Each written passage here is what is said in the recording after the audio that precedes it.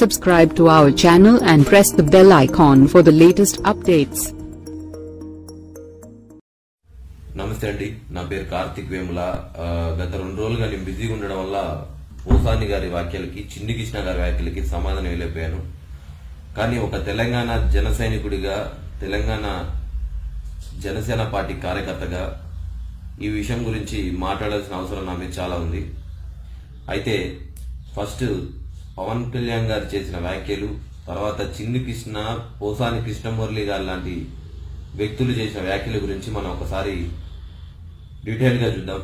పవన్ కళ్యాణ్ గారు ఏ విషయంలో కేసీఆర్ గారిని టార్గెట్ చేయాల్సి వచ్చింది, ఫస్ట్ ఏ విషయంలో తను అక్కడ బహిరంగ సభలో అలా మాట్లాడాల్సి వచ్చింది అనేది ఒక పాయింట్ లో తీసుకుందాం మనం. పవన్ కళ్యాణ్ గారు చెప్పింది ఏంటంటే, జనసేన పార్టీకి సంబంధించి మేము కొంతమంది వ్యక్తులకి తీసుకొచ్చి పార్టీలో జాయిన్ చేద్దామన్నా సరే, వాళ్ళకి ఆల్రెడీ ఎంపీ టికెట్ ఇచ్చినా సరే కొంతమందిని భయపెట్టి వేరే పార్టీలోకి పంపారు అని చెప్పి క్లియర్ గా వాళ్ళ పేర్లతో సహా డీటెయిల్ గా చెప్పడం జరిగింది. అలాగే నర్సాపూర్ నుంచి ఒక వ్యక్తికి ఎంపీ టికెట్ ఇద్దాం అనుకున్న ఒక విద్యావేత్తకి, ఆయన్ని కూడా బెదిరింపులకు పాల్పడితే అతను కూడా భయపడి పార్టీలోకి రాలేదని చెప్పి క్లియర్ గా పేర్లు చెప్పారు. ఇలాంటిది దాపరికం ఏం లేదు అందులో, ఆ విషయంలో. అయితే పవన్ కళ్యాణ్ గారు చెప్పేది ఏంటంటే, కేసీఆర్ గారంటే నాకు భయం లేదు, నాకు గౌరవం ఉంది, కానీ అది కూడా ఒక పరిధి వరకు ఉంటుంది. మనకి ఎంత ఇష్టమైన వ్యక్తులైనా సరే మన నెత్తిన ఎక్కి తొక్కుతుంటే ఎవరికైనా సరే బాధ ఉంటుంది. ఆ యాంగిల్లో ఆయన ఆ రోజు బహిరంగ సభలో ఆ విధంగా మాట్లాడడం జరిగింది. దాన్ని ఎంటైర్ తెలంగాణ సమాజానికి, ఆంధ్ర సమాజానికి అంటగట్టే విధంగా ఈ తప్పుడు పేపర్లు, కొంతమంది తప్పుడు వ్యక్తులు వచ్చి ఏదో చేద్దామని చెప్పి ప్రయత్నిస్తూ ఉన్నారు. అది కరెక్ట్ కాదు. ముఖ్యంగా ఈ సినిమాలో అవుట్డేట్ అయిపోయిన వాళ్ళు, సినిమా అవకాశాలు లేనోళ్ళు, మెగా ఫ్యామిలీ సంకల్ నాకిన వాళ్ళే ఒకప్పుడు, వాళ్ళే ఈరోజు వచ్చి ఇలా ప్రెస్ మీట్ పెట్టడానికి కారణం ఏంటంటే, వాళ్ళందరూ ఫస్ట్ లో పవన్ కళ్యాణ్ గారిని భజన చేశారు. ఎందుకంటే వాళ్ళు మన సినిమా ఇండస్ట్రీకి సంబంధించిన వ్యక్తి వస్తున్నాడు రాజకీయాల్లోకి, మనకు కూడా ఏదైనా అవకాశం ఉంటుంది, అవకాశం ఉంటే మనం కూడా మన రాజకీయాల్లోకి రావచ్చు అని చెప్పి కొంత భజన చేశారు. అయితే పవన్ కళ్యాణ్ గారు ఏంటంటే, పర్టికులర్ గా ఐఏఎస్ని, ఐపీఎస్ని, విద్యావేత్తల్ని, సామాన్యమైన వ్యక్తుల్ని జనంలోంచి మీలాంటి వాళ్ళని, నాలాంటి వాళ్ళని ఎంతో మంది తీసుకొచ్చి బయట తీసుకొచ్చారు. అంతేగాని సినిమాలో నువ్వు నాకు ఫ్రెండ్ అని, లేకపోతే నువ్వు నాకు పరిచయం అని, నువ్వు ఏదో నా గురించి 2 ముక్కలు పొగిడావని చెప్పి మీలాంటి వాళ్ళందరినీ తీసుకొచ్చి రాజకీయాల్లో పెట్టాలని ఆయన అనుకోలేదు. వీళ్ళందరూ ఏంటంటే జనసేన పార్టీలోకి రావడానికి ట్రై చేసిన వాళ్ళు. ఇంకొంతమంది ఏంటంటే వాళ్ళకి వాళ్ళ వ్యక్తిగత స్వప్రయోజనాల కోసం వాళ్ళు ఏదో ఆశించి ఇలా ప్రెస్ మీట్లు పెట్టి లైమ్ లైట్ లోకి వస్తున్నారు సడన్ గా.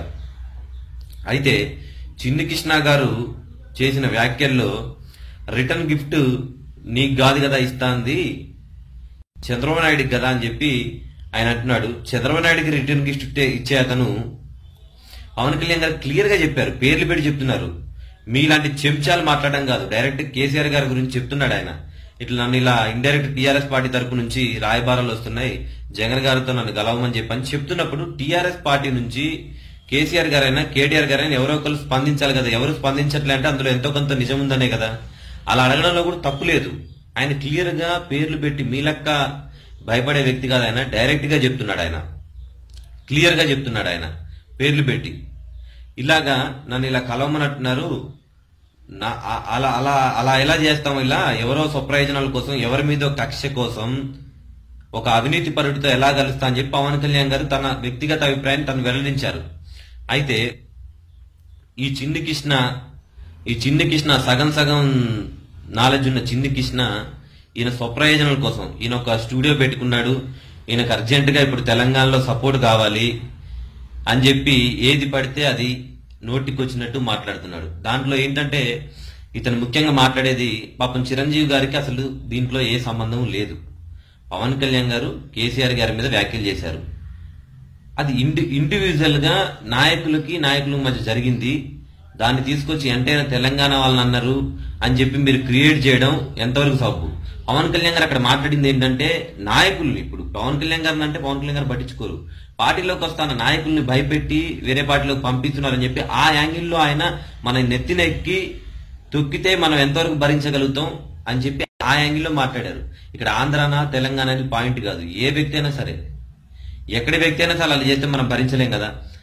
చిన్ని కృష్ణ గారు ముఖ్యంగా చిరంజీవి గారికి ఏం సంబంధం, సైరా చెమ్మ చెక్కల ఆట అని చెప్పి మీ నోటికి వచ్చినట్టు మాట్లాడారు. దాని అర్థం ఏంటంటే ఈయన ఆక్రోశం ఏంటంటే, దాని వెనకున్న అర్థం ఏంటంటే ఈయనకి మళ్ళీ చిరంజీవి గారితో సినిమా చేద్దామని చెప్పి ఈ మధ్యన ప్రయత్నించుంటారు. సినిమాలో చిరంజీవి గారు ఈయనకి అవకాశం ఇచ్చింది. ఇప్పుడు ఎవరైనా సరే అవుట్డేట్ అయిపోయిన వ్యక్తుల్ని ఎందుకని నెత్తి మీద ఎక్కించుకొని తగ్గించుకుంటారు? నీలో టాలెంట్ ఉన్నంత వరకే ఎవరికైనా సరే, ఎవరినైనా సరే టాలెంట్ ఉన్నంత వరకే ఎవరైనా ఒక లిమిట్ వరకు ఇస్తారు, సరే కొన్ని రోజుల తర్వాత లిఫ్ట్ ఇస్తారు. అంతేగాని నీలాగా అవుట్డేట్ అయిపోయిన వాళ్ళకి అవకాశాలు ఇవ్వలేదని చెప్పి ఆక్రోశంతో అనవసరంగా పాపం దేవుడు లాంటి వ్యక్తిని ఆయన మీద కూడా పడి ఏడుస్తున్నారు. నువ్వే కొన్ని సంవత్సరాల క్రితం ఏమని చెప్పావు, 2004లో నా భార్య చనిపోయినప్పుడు నేను 3000 రూపాయలు రెంట్ అద్దె కొంపలో ఉంటే నాకు అల్లు అరవింద్ గారు వచ్చి 10 లక్షల రూపాయలు చెక్ ఇచ్చి నువ్వు మంచి సినిమా రాసుకోపో చిన్ని కృష్ణ అని చెప్పి చెప్పారని చెప్పి బద్రీనాథ్ సినిమా నేను అప్పుడే రాశానని చెప్పి మీరే చెప్పారు. అలాగే ఇప్పుడు ఏంటంటే ఈయన మెయిన్ ఈయన బాధ ఏంటంటే ఈయనకి స్వప్రయోజనాలు మెయిన్. ఈయనకి ఒక స్టూడియో అనేది ఇప్పుడు ప్లాన్ చేసుకుంటున్నాడు. ఆ స్టూడియోకి తెలంగాణలో సపోర్ట్ కావాలి. ఈయన మెయిన్ ఎజెండా అదొకటి.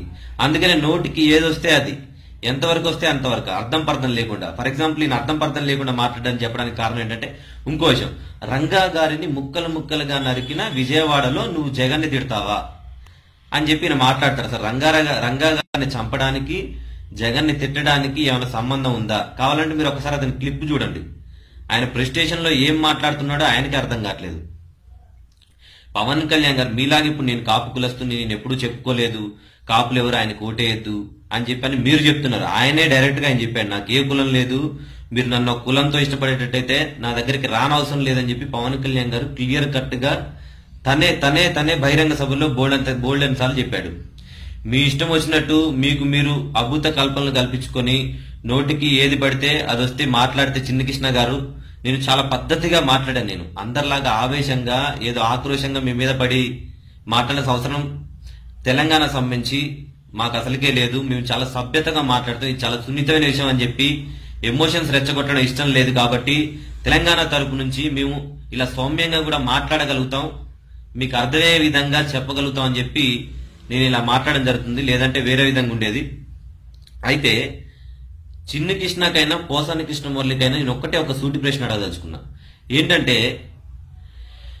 ఒక వ్యక్తి ఇప్పుడు సరే మీరు సమాజానికి ఇప్పుడు వీడియో క్లిప్పింగ్లని అయ్యని ఇయ్యని చెప్పి ఏది పడితే తీసుకొచ్చి మొత్తం ముక్కలు చేసి సగం మొత్తం మాట్లాడినే చూపెట్టాలి. మీరు సగం మాట్లాడినే చెప్పి తీసుకొచ్చి చూపెట్టి జనాల్ని మబ్బెడుతున్నారు. నేను ఒక సూటి ప్రశ్న అడుగుతా. మీ పిల్లగాళ్ళే ఉన్నారు అనుకోండి, మామూలు ఇప్పుడు మీ పిల్లలు ఉన్నారని చెప్పారు, అందరు ఉన్నారని చెప్పారు, మీ పిల్లల మీద ఏదైనా ఒక కేసు ఉందనుకోండి. ఫర్ ఎగ్జాంపుల్ మీరు ఒక గవర్నమెంట్ జాబ్ కి ట్రై చేస్తున్నారు అనుకోండి, కనీసం కేసు అభియోగం ఉన్నా సరే మీరు ఒక గవర్నమెంట్ జాబ్ ట్రై చేస్తుంటే నీకు ఆ గవర్నమెంట్ జాబ్ ఇప్పుడు నువ్వు క్వాలిఫై అయిన తర్వాత అంతా అయిపోయిన తర్వాత నీ మీద కేసు ఉంటే నీకు ఉద్యోగం ఇస్తారా? అభియోగం ఉన్నా ఉద్యోగం ఇస్తారా? అలాంటిది 31 కేసులు అభియోగాలున్న ఒక వ్యక్తిని ఒక రాష్ట్రానికి ముఖ్యమంత్రిగా ఎలాగా ప్రజలకు ఓటేయమని చెప్తారు మీరు? ఇదొకటి మీరు ఆలోచించుకోవాలా.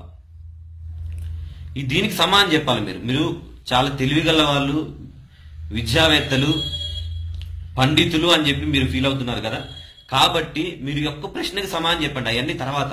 జగన్మోహన్ రెడ్డి గారు చాలా నీతివంతుడు, చాలా ధైర్యమైన వ్యక్తి, చాలా అది అది అని చెప్పి మీరు, అంతేగాని నవరంధ్రాలు మూసుకుపోతాయి, ఆరంధ్రాలు తెరుచుకుంటాయి అని చెప్పి పిచ్చి వ్యాఖ్యలు చేస్తే చిన్ని కృష్ణ, నీ ఇంటికి వచ్చి నీ అన్ని రంధ్రాలు తెరిపించే బాధ్యత మా మీద ఉంటుంది. అనవసరంగా నోటికి ఏదొస్తే అది మాట్లాడదు.